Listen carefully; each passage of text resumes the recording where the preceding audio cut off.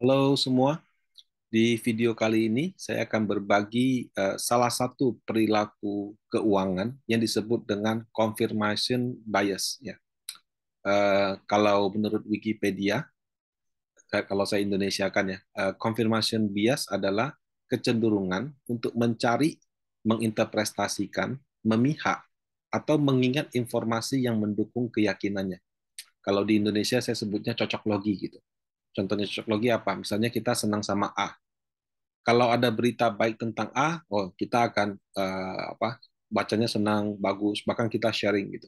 Tapi ketika ada berita yang kurang bagus tentang A, kita cenderung tidak mau baca, atau kalau baca tapi bilang ini pasti tidak objektif, atau ini salah ya, atau ya cenderung malah menjelekkan, yang mengatakan tidak bagus itu. Nah, jadi confirmation bias itu atau cocok logi itu adalah suatu perilaku yang mungkin saja membuat hasil investasi dalam jangka panjang kurang optimal. Nah, kenapa? Karena kalau kita menggunakan analogi di bawah ya, investor itu ada apa? Ada informasi yang sejalan dengan pemikiran dia, ada fakta-fakta yang objektif, di mana mungkin ada yang sejalan, mungkin ada yang tidak. Dan sayangnya dalam mengambil keputusan, banyak orang itu lebih terjebak pada yang sejalan dengan dia. Ya. Nah, oleh karena itu pengambilan keputusannya menjadi kurang objektif. Untuk lebih lengkapnya dalam video sebagai berikut. Uh, yang namanya cocok logi ini sangat mudah kita temuin dalam kehidupan sehari-hari. Contoh yang paling gampang kalau di Indonesia mau Pilpres 2024. Pilpresnya 2024, kita bikin videonya 2022, panasnya juga sudah dari 2022. Apalagi sudah ada yang mencalonkan. Nah, coba Anda datang ke salah satu pendukung calon gitu ya. Kita katakan, oh ya, kamu punya junjungan ini nggak bisa kerja loh, track recordnya jelek loh, atau menggunakan apa cara-cara yang tidak terpuji misalnya. Nah, apakah yang bersangkutan akan menerima pendapat kita? Saya yakin 99,99% tidak. Cuma kan cara tidak sependapat dengan kita macam-macam. Ada yang dewasa, ya mungkin dia tidak tidak sependapat, dia tidak katakan, dia dengerin saja, gitu ya. Kemudian dengan halus dibilang, oh ya nggak apa-apa, terima kasih gitu. Um, tapi banyak juga ya orang-orang, ya bukan banyak sih, ada juga sih orang-orang yang mungkin otaknya kurang berkembang gitu ya, atau otaknya berkembang dengan baik tapi penuh dengan hal-hal yang sifatnya kebencian. Itu ketika kita ngomong sesuatu yang tidak sependapat dengan dia, mati-matian dia akan mengcounter, malah dia akan tanya balik, oh calon kamu siapa, oh ini, oh justru ini yang tidak bisa kerja dengan ini itu. Nah, jadi dalam level yang ekstrim kira-kira seperti itu. Nah, kalau dalam level di pasar modal ada nggak? Ada Bapak Ibu. Bahkan di investor-investor yang profesional itu juga ada gitu. Contoh ya, misalnya kita misalnya ada orang lah ya meyakini tahun depan resesi. Dia akan tampilkan atau dia akan fokus pada baca berita, waduh ini data uh, indeks manufaktur di China lagi turun misalnya. Oh, di Amerika Serikat suku bunganya sudah sedemikian tinggi, propertinya akan bla bla bla gitu. Jadi dia akan memfokuskan diri membaca dan mendalami berita-berita tersebut gitu. Nah, semakin dia baca, semakin dia terkonfirmasi, waduh ini pasti bakal resesi lah gitu. Nah, kalau dia seorang influencer, mungkin yang dia baca itu juga dia post atau dia ngomong juga di sosial media atau di circle pertemanannya dia. Nah, ketika di counter balik, loh bukannya China sekarang datanya malah bagus ya. Kemarin dia tunda dia punya data GDP ya. Semua orang berpikir lagi jelek, kalau sebenarnya dia lagi mau rapat tahunan aja, makanya ditunda 2-3 hari. Hasilnya bagus. Oh, mungkin dia akan bilang, wah itu angkanya China itu nggak benar gitu. Pasti ada yang salah gitu. Ya, jadi eh, kadang-kadang kalau dihadapkan pada fakta-fakta yang tidak sejalan ya, belum tentu objektif juga ya, karena pihak yang ngomong kan kita juga nggak tahu siapa. Itu akan belum tentu dia bisa terima dengan baik. Prediksi IHSG atau harga wajar saham juga sama Bapak Ibu. Kalau yang prediksi IHSG bakal ke 8.000, ya akan bilang sama Bapak Ibu, ini berita baik, berita baik, berita baik, berita baik. Kemudian kalau yang prediksi IHSG akan ke 5.000, akan menakut-nakuti Anda dengan resesi, krisis dolar 15-16 ribu dan sebagainya. Nah, sama juga kalau saham kita bilang buy sama sell, ya Yang satu bisa temukan pola yang mengatakan besok akan crash, satu lagi bisa temukan pola besok akan naik. Ya itu sangat sangat umum ya, karena rekomendasi kan juga bisa berbeda-beda. Di era sosial media ini, confirmation bias ya atau cocok login ini tambah parah. Kenapa? Karena misalkan ya, coba kamu search soal rumah di Google, kamu buka Instagram, semuanya penuh dengan iklan KPR, penuh dengan iklan properti. Kamu klik misalnya baju anjing gitu. Kamu buka kamu punya sosmed ya, itu kan penuh dengan akun-akun yang tidak kamu follow yang postingnya tentang anjing. Atau begitu kamu pernah search sekali di sana, makin dimasukkan ke dalam situ. Nah, jadi algoritma di sosial media ini memang cenderung mengelompokkan orang-orang dengan hal-hal yang menurut algoritma tersebut dia sukai. Definisi dia sukai itu adalah pernah dia baca sambar gitu. Nah, akibatnya apa?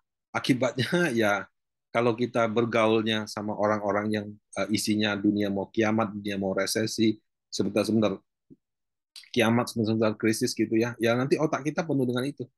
Tapi kalau misalnya kita bergaul dengan orang-orang yang lebih optimis, orang-orang yang lebih jangka panjang, atau orang-orang yang mungkin tidak optimis tapi bisa mengkaji data dengan objektif, kita juga akan punya pendapat yang lebih objektif. Gitu. Nah, jadi memang kadang-kadang lingkungan pertemanan itu menentukan cara berpikir seseorang. Nah, tinggal apakah dia yang mempengaruhi atau dia yang dipengaruhi.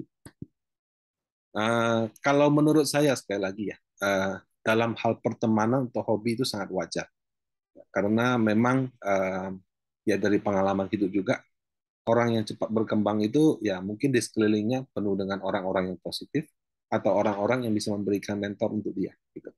Tapi kalau misalnya kita bergaulnya dengan orang-orang yang lebih banyak suka hura-hura, happy-happy, tentu kita juga ikut terjerumus di situ. Nah, kalau di pasar modal ya confirmation bias itu bisa saja berdampak negatif. Kenapa? Karena kalau kita sudah menyukai saham tertentu, atau kita memiliki keyakinan bahwa harga saham atau IHSG akan ke level tertentu, mungkin karena kita pakai produknya, mungkin karena kita pernah berkunjung ke perusahaannya, mungkin kita punya pasangan kerja di situ gitu ya. Nah, itu kadang-kadang membuat aspek fundamental sama valuasi dikesampingkan. Dikesampingkan dalam hal seperti ini. Eh, Ketika kita beli suatu perusahaan, ya kita dengar oh ya kayaknya dia baru dapat project padahal projectnya bohong tak jadi entah enggak, cuma meyakini dia akan dapat project saja padahal harganya sudah mahal. Nah, kita beli akhirnya pada valuasi yang tinggi. Atau ketika misalkan suatu saat eh, waktu kita bilang dia bagus fundamentalnya ABC, sekarang ABC-nya cuma cuma tinggal A doang, BC-nya sudah nggak ada. Tapi karena kita sudah terlanjur cinta dengan perusahaan itu atau terlanjur cinta dengan pendapat kita sendiri terhadap perusahaan itu, akhirnya kita waktu beli datanya jadi tidak objektif. Nah, eh, objektivitas sangat penting Bapak Ibu. Investor-investor yang legendaris mereka juga mencoba untuk objektif dalam menentukan saham-saham pilihan gitu. Nah, untuk mencoba objektif, satu harus punya kemampuan. Jadi kemampuan untuk melakukan analisa saham secara mendalam. Sebab yang namanya laporan keuangan, ya data-data perusahaan itu bisa diakses oleh banyak orang. Tapi kenapa ada orang yang bisa kaya dari situ, kenapa ada yang tidak? Ya karena mungkin kemampuan analisanya berbeda. Jadi seberapa detail kita membaca laporan dan membaca dan memahami laporan keuangannya. Sama yang kedua adalah punya kebesaran hati ya untuk menerima apabila ada perbedaan pendapat atau fakta yang berbeda dengan keyakinan kita. Ya. Berbeda bukan berarti goyah, tapi paling tidak kita ketika dihadapkan pada hal yang tidak sejalan, kita tidak defensif. Kita tidak seperti pendukung fanatik daripada salah satu pasangan pilpres yang pokoknya kalau diserang kita serang balik gitu. Nah, dalam berinvestasi pasar modal yang tiada ampun itu, ya subjektivitas hanya akan menjerumuskan kita. Jadi kita harus punya objektivitas bahwa kalau kita yakini secara valuasi murah karena ABC. Kalau sekarang ABC-nya sudah tidak kejadian, ya sudah ini harga sudah mahal. Walaupun saya suka belum tentu saya mesti beli gitu. Nah, jadi kalau kita sudah objektif dalam menganalisa suatu perusahaan juga akan menjadi lebih baik. Kalau dalam konteks mengelola reksadana saham bagaimana? Kalau saya perhatikan ya dari manajer investasi yang mengelola Panin Asset Management gitu ya, reksadana di Panin, Gaya value investing itu bukan gaya investasi yang setia pada saham tertentu. Ya. Dia pegang saham itu lama bukan karena dia setia dengan sahamnya, bukan. Dia setia pada cara memilih sahamnya. Misalnya dia punya kriteria, kalau beli saham itu adalah fundamental bagus, harganya murah. Kenapa dia pegang saham itu? Ya karena memenuhi kedua-duanya. Begitu fundamentalnya sudah berubah atau harga sahamnya jadi mahal, dia akan jual sahamnya. Jadi bukan masalah dia beli, uh, dia beli dan kelanjur beli, ya sudah dia sayang sama sahamnya, nggak dijual-jual, bukan begitu. Dia belum jual karena harganya belum mencapai harga fundamentalnya. Nah, uh, kenapa tidak setia pada sahamnya? Sebab saham itu dari mahal bisa jadi murah. Contoh misalkan, dulu labanya 100, harganya 1000, PI-nya 10 kali. Nah, karena ada turnover, ya maksudnya ada manajemen yang bagus, laba 100 jadi 500. PI-nya dari 1000 dibagi 110 kali jadi 1000 dibagi 500 jadi 2 kali. Nah, bisa seperti itu. Ya, bisa juga harga saham yang dari murah jadi mahal karena dia punya earnings menurun dengan drastis. Nah, jadi saham itu bisa berubah valuasinya. Kemudian sifat-sifat subjektif seperti kalau saya pernah beli saham itu dan pernah untung dari situ, ya bukan berarti kalau saya beli lagi harganya akan naik. Nah itu juga saya lihat terjadi di banyak orang. Kadang-kadang kalau kita sudah pernah beli suatu saham dan untung, ketika ada uang lebih, kita pengen coba lagi di saham itu. Kenapa? Karena merasa saham itu kasih kita laki gitu. Nah itu juga menurut saya subjektivitas ya. Kenapa?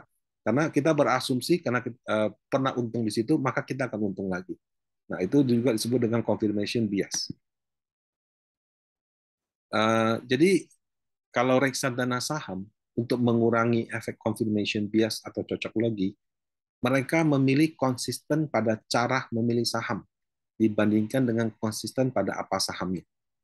Karena dengan cara fokus pada cara memilih bukan apa sahamnya, setiap kali ada saham baru yang menawarkan kesempatan keuntungan yang besar, mereka bisa masuk ke saham tersebut daripada mereka hanya fokus ke saham-saham yang dulu mungkin pernah kasih untung. Nah, ini cara reksadana saham dalam mengurangi efek cocok logi. Bagaimana dengan Bapak Ibu? Semoga jangan cocok logi juga ya. Nah, demikian dari saya. Semoga bermanfaat. Terima kasih.